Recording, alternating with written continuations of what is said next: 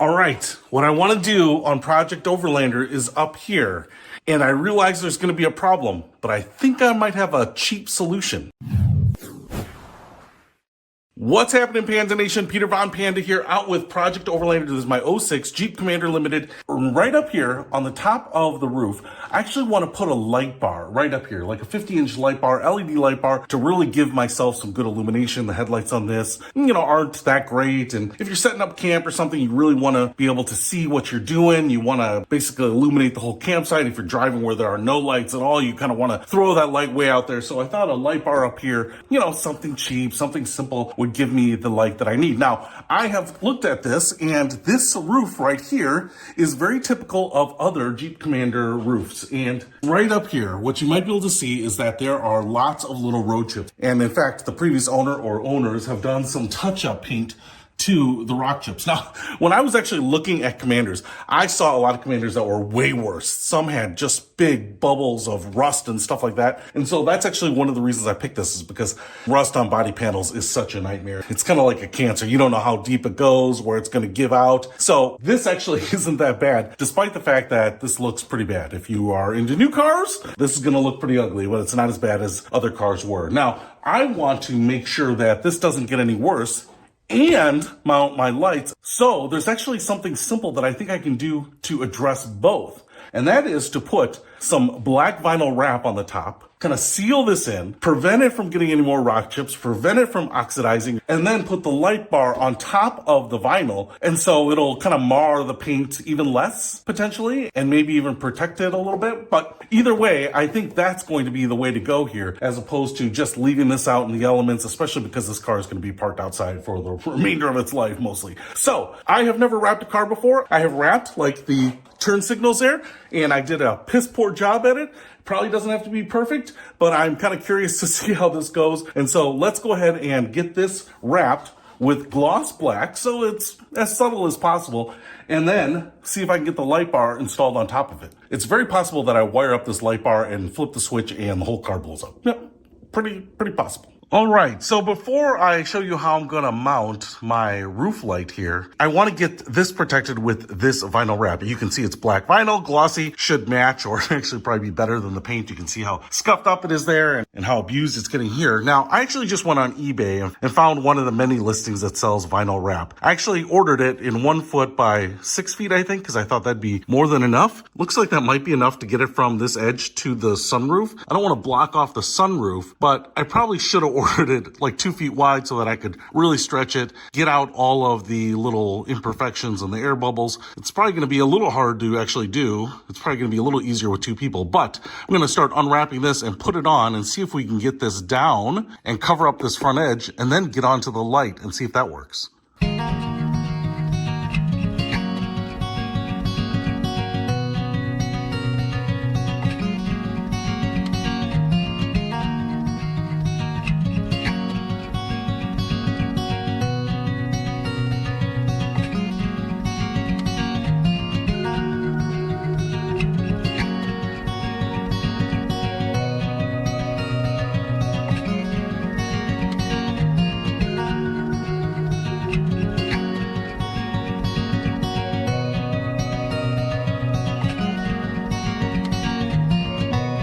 What's up? I wrapped the top of this car, and golly, I should be a professional wrapper. For the first time wrapping a vehicle, man, it is absolutely flawless. Not at all. I can't imagine how many professional car wrappers there are that would be just infuriated, probably throwing their equipment down on the ground and wanting to off me. But I think this is going to work okay. Obviously, I scratched it up. This is supposed to be wet. The vinyl's supposed to be wet when you're smoothing it out. I didn't have a heat gun. I almost went and grabbed mine. I might just heat up some of these edges here just to kind of smooth them out. But honestly, it's up here at the top. The car is lifted. You'd have to be a giant to see up here. It's more about hiding the sins of the paint and the rust and the age anyway. And so, this black vinyl on top of this black paint actually probably looks better than it did before. I mean, I will say it doesn't look any worse, even though it looks bad. So I think that's going to be fine, because now when I put the light bar on here, what I haven't told you yet is that I wanted to do something that was non-destructive and non-permanent, because you can remove some of these A-pillars and drill some stuff in, some brackets, but I bought some magnetic brackets to hold the light bar. So I thought that could sit on top here. Maybe they move around a little bit. They don't scratch the paint, maybe cause more rust, that kind of issue. And then if they do slide around, no big whoop. Hopefully they are mostly on the vinyl right here. So let's get that light bar unboxed, check it out, and see if we can set that guy up and turn this into the ultimate illuminating overlander. Look at the bubble right here. Just FYI, all I'm doing is popping the bubbles. I'm not even trying to squeegee them out. That's what we do. That's what we do here at the Panda Research Institute. Okay, so here is the light bar that I purchased. It was the cheapest one that I could find. I don't know where it's manufactured, but I was looking at it and I was pretty optimistic until I got the box open here. So I've just opened it, and I want to show you that we get some accessories here. These are little mounting brackets for the side, okay, and the screws and the little locking washers there so you can angle it. We get a card there for information. We get the little instruction card there. But if I pull out this light bar, you can see it's 50 inches. Looks pretty impressive. Kind of your standard aluminum housing with cooling fins on the back. But on this end, we get the wire that comes off of here. And looks like those would need to be stripped. But that is it. In the pictures, it had, I believe it had, a relay or a switch and some additional wires. I mean, I've only got maybe 10 or 12 inches hanging off the side of the light bar here. So this does not come with everything that I need to get this working. So that's kind of a bummer right out of the gate, but we're going to have to make it work. All right, one of the things that I do need is a way to mount this to the vehicle, and because I didn't want to make that light bar a permanent destructive installation, I got these universal magnetic base light bar mounts, and these have a little flat surface here. So because the light bar comes with those side mount panels, I thought I could attach them here and then put this on the roof and on top of the vinyl wrap that I installed there. That looks oh so good. Now, one thing I'm a little curious about with these is how strong the magnets are. So you can see the base here is pretty big. You know, that's actually fairly robust. Looks pretty good. You know, kind of a powder coat look. I'm not sure if that's how they do it. We get hardware here for tightening everything down. And then here are the magnetic mounts. So we get two per side, and they are separated by that little buffer. So they are rubberized here, covered with the rubber, and man, they're stuck together pretty good. Here is my dryer. Ooh, all right. So what I love about this is because these rubber bases probably won't slide. Oh my gosh, maybe that wasn't such a smart move to put that there, because it's not coming off real easily, but that kind of gives me some confidence that it's not going to move and not going to accidentally come off. So we'll get these together. I've got a light switch and some wire coming to wire this guy up, and hopefully that is the only issue that I'm going to have putting this thing together, hopefully.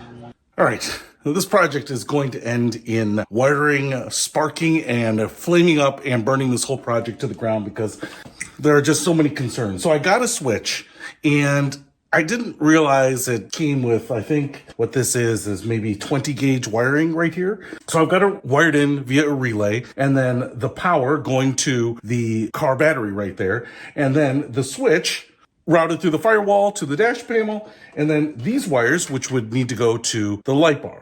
But, like I said, because these look like 20 gauge to me, and the light bar looks more like 16 gauge, I'm a little worried that the light bar is going to draw more power than this switch can handle, and that's just going to be a big fiasco.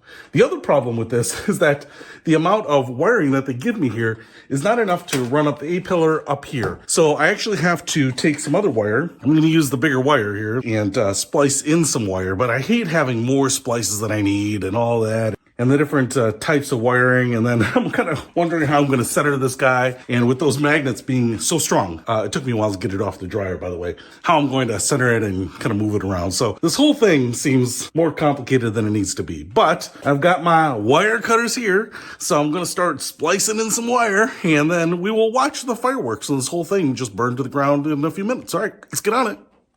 Oh man, the devil is in the details. I put these brackets on. I thought everything was pretty straightforward. There's a little tooth piece there that allows you to position the light. But now that I have it centered, I don't think there's enough space here for the magnets because the magnets are pretty large. So what I think I have to do is I have to take these out, spin this around so that these feet here are more inboard because I don't think it is going to fit the way I have it installed right now. All right. After much finagling, I've got it on there. Had to torque everything down slowly because there's so many compound curves here. If you have just a perfectly flat roof, you're putting this on a motorhome or a minivan or something that has a flat roof, oh, you're gonna love it. But if you have compound curves like this where it's sloping down and away, oh my gosh, everything is kind of under stress. I hope this thing does not go flying off. But now you might be able to see over there, I have some exposed wires because I've still got to try to wire this thing up and get it working. All right, so on the other side here with the wiring end, I wish this maybe had just a little bit more of the covered wires here because what I can do, I think, is I can get it down to this A-pillar, this little molding in here, and hide it so that you'll only see the black wire, which is good. Otherwise, I'd have to wrap it in like heavy-duty electrical tape, but I think I can run those wires up here, and so I won't need a ton of extra wires, maybe another 3 or 4 feet, but I'm going to try to get those connected up here. And then we should be very close to testing out this light bar. And what I'm going to do here is there's this plastic piece right here, hard plastic, and then the rubberized molding. And I think I can pull the molding away from the plastic right here. So that'll give me a little trough. I actually probably could just wedge the wires in there, but I think I can pull it away as well. So you can see that there's this opening all the way to the top, and that is the opening I'm looking for. All right, jumping to the commander here, moment of truth. I've got the garage lights on. It's bright as daylight in here. LED lights everywhere. They are bright. But as I've got everything wired up, I'm hoping that they work. So here's the switch down here. And let's just see, moment of truth, if these things even come on. Woo! All right. It actually looks like a Universe band on camera where I can't even see that mural, but that is really blinding right off there. All right, so it looks like it's kind of shining straight ahead, which is good. I kind of wanted to illuminate as far as possible, but all right, dude, that's crazy. Yeah, baby. Oh, man. Whew. I'll tell you what, that was a lot of detail work. So now that I know it's working, we've got to take it out somewhere dark, scary, mysterious, and see what difference it makes out in the wilderness. Okay, so I'm going to do my nighttime test here. I just want to show you what the light looks like on. It's so glaring. It's hard to see there.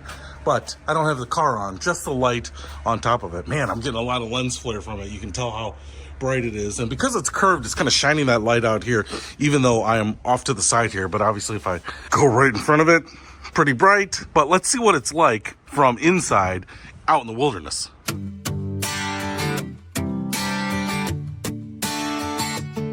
All right, I pulled up to a landfill here. Before I test these floodlights, I want to see if I can use them to illuminate something way in the distance there. And I think that's a landfill.